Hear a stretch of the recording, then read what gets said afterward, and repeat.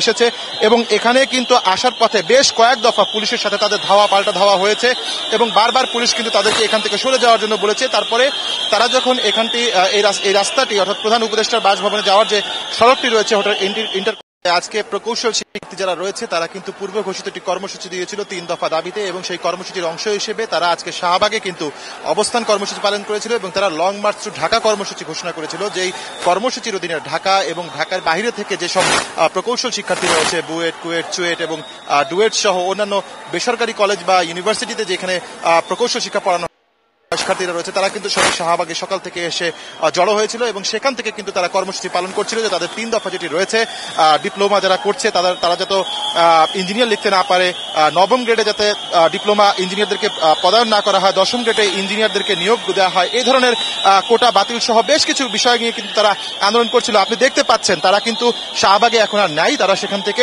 সরাসরি তাদের দাবি আদায়ে যমুনায় প্রধান উপদেষ্টা যে বাসভবন রয়েছে সেটি ঘেরার উদ্দেশ্যে কিন্তু এখানে এসেছে এবং এখানে কিন্তু আসার পথে বেশ কয়েক দফা পুলিশের সাথে তাদের ধাওয়া পাল্টা ধাওয়া হয়েছে এবং বারবার পুলিশ কিন্তু তাদেরকে এখান থেকে সরে যাওয়ার জন্য বলেছে। তারপরে তারা যখন এখানটি এই রাস্তাটি অর্থাৎ প্রধান উপদেষ্টার বাসভবনে যাওয়ার যে সড়কটি রয়েছে হোটেল ইন্টারকন্টিনেন্টালের বিপরীতে সেই সড়কটি থেকে ওঠে না, তখন কিন্তু পুলিশ তাদেরকে অ্যাকশন দিতে বাধ্য হয় এবং বিক্ষিপ্ত শিক্ষার্থীদের ছত্রভঙ্গ করতে সাউন্ড গ্রেড নিক্ষেপ এবং রাবার বুলেট ছড়ে, এছাড়াও জল কামানের পানি ব্যবহার করে তারা। সেই ঘটনায় কিন্তু আমরা দেখেছি বেশ কয়েকজন শিক্ষার্থী এখানে আহত হয়েছে এবং এখনো শিক্ষার্থীরা বিক্ষুব্ধ হয়ে এই সড়কটি আটকে বসে পড়েছে, এখান থেকে তারা সরে যাচ্ছে না। আপনি দেখতে পাচ্ছেন এখনো তাদেরকে যাতে সরিয়ে দেওয়া হয় সেজন্য জল কামানের পানি ছোড়া হচ্ছে, জল কামানের পানি নিক্ষেপ করে তাদেরকে এখান থেকে ছত্রভঙ্গ করার চেষ্টা করা হচ্ছে। আপনি দেখতে পাচ্ছেন নিশ্চয়ই আমরাও সেই জল কামানের পানিতে কিছুটা আক্রান্ত হয়েছি, আমার সহকর্মী ক্যামেরা এবং আমি নিজেও কিছুটা সেই জল কামানের পানিতে ভিজেছি। তো যাই হোক, এখনো কিন্তু এখান থেকে শিক্ষার্থীরা সরে যাওয়ার যে পরিকল্পনা সেটি কিন্তু বলছে না। এই ঘটনার পর অর্থাৎ পুলিশ যখন তাদেরকে যখন এখান থেকে সরানোর চেষ্টা করেছে অর্থাৎ সরে যেতে বলেছে তখন কিন্তু তারা আরো বিক্ষুব্ধ হয়ে পড়েছে এবং তারা বলছে যে তাদের দাবি আদায় না হওয়া পর্যন্ত কিন্তু তারা এখান থেকে সরে যাবে না এবং সেজন্য তাদের যে আন্দোলন বা সংগ্রামটি রয়েছে সেটি কিন্তু তারা কন্টিনিউ করবে, চালিয়ে যাবে, এরকমটি কিন্তু তারা বলছে। এখন পর্যন্ত আমরা যদি দেখতে পাচ্ছি যে পুলিশ কিন্তু এই সড়কটি ফাঁকা করার জন্য তাদেরকে আবারও সরিয়ে দেওয়ার জন্য এখানে কিন্তু অ্যাকশনে গেছে এবং আপনি দেখতে পাচ্ছেন যে জল কামানের পানি ছোড়া হচ্ছে, একই সাথে সেই সাউন্ড গ্রেনেড যেটি রয়েছে সেটি কিন্তু বারবার নিক্ষেপ করা হচ্ছে যেন শিক্ষার্থীরা এখান থেকে সরে যায়, কিন্তু শিক্ষার্থীরাও তাদের দাবি আদায় না করা পর্যন্ত এখান থেকে সরছে না। তো এরকম পরিস্থিতির মধ্যেই আসলে এখানে বিরাজ করছে এবং আপনি দেখতে পাচ্ছেন যে পুলিশ কিন্তু যে প্রয়োজনীয় ব্যবস্থা রয়েছে আইন শৃঙ্খলা রক্ষার এখানকার সেই ব্যবস্থা কিন্তু তারা করছে এবং ছাত্ররাও কিন্তু তাদের দাবির প্রতি এতটাই অনড় যে তারা কোনোভাবেই কিন্তু দমছে না।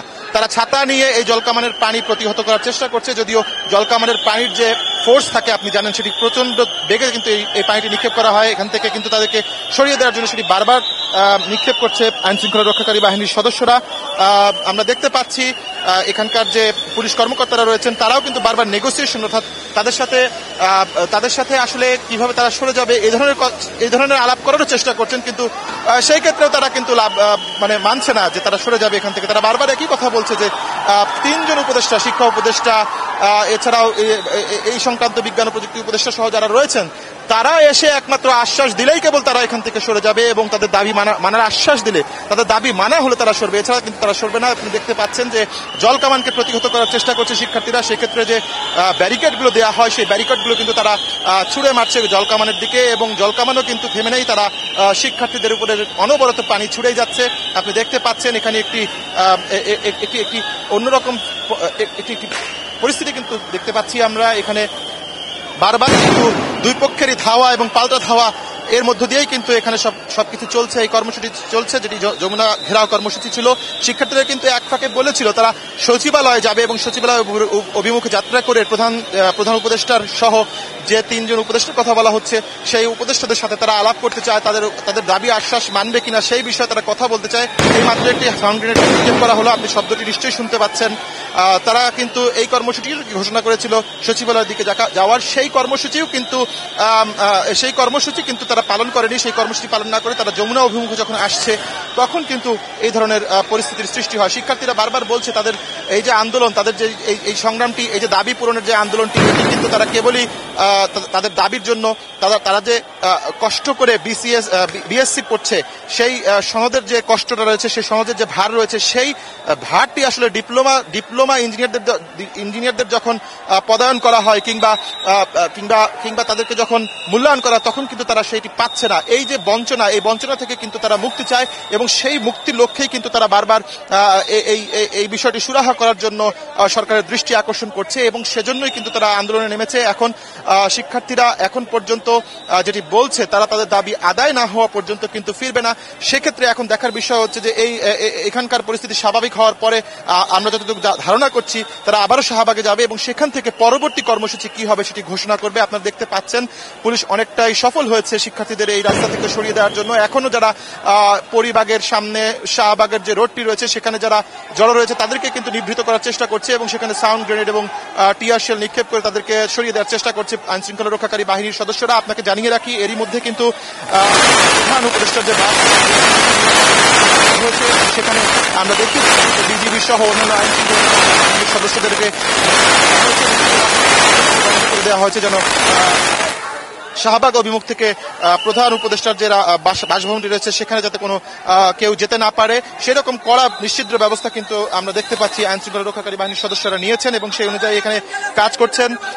আপনি দেখতে পাচ্ছেন যে আইনশৃঙ্খলা রক্ষাকারী বাহিনীর সদস্যরা, যেসব শিক্ষার্থীরা এই যে বঙ্গবন্ধু মেডিকেল বিশ্ববিদ্যালয়, সাবেক যেটি বঙ্গবন্ধু মেডিকেল বিশ্ববিদ্যালয় বর্তমানে বাংলাদেশ মেডিকেল ইউনিভার্সিটি, সেই মেডিকেল ইউনিভার্সিটির যে কনভেনশন হল রয়েছে, যার নামকরণ করা হয়েছে Abu Sayeed international convention centre, সেখানে যারা অবস্থান করছে তাদেরকে কিন্তু সরিয়ে দেওয়ার জন্য পুলিশের কর্মকর্তারা কথা বলছেন, এখান থেকে সরে যাওয়ার জন্য বারবার বলছেন তারা।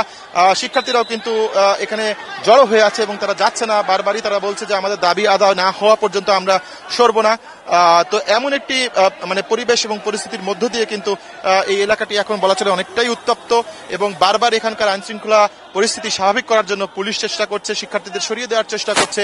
তো সব মিলে এখানকার পরিস্থিতি একেবারেই উত্তপ্ত বলা চলে। এখন এই যে শিক্ষার্থীদের এখান থেকে সরিয়ে দেওয়া হয়েছে, এরপরে তারা আবার সংঘবদ্ধ হয়ে এখানে আসবে কিনা সেটিও বলা যাচ্ছে না। সে কারণে এখানকার নিরাপত্তা পরিস্থিতি যেটি রয়েছে সেটি কিন্তু বারবার জোরদার করা হচ্ছে।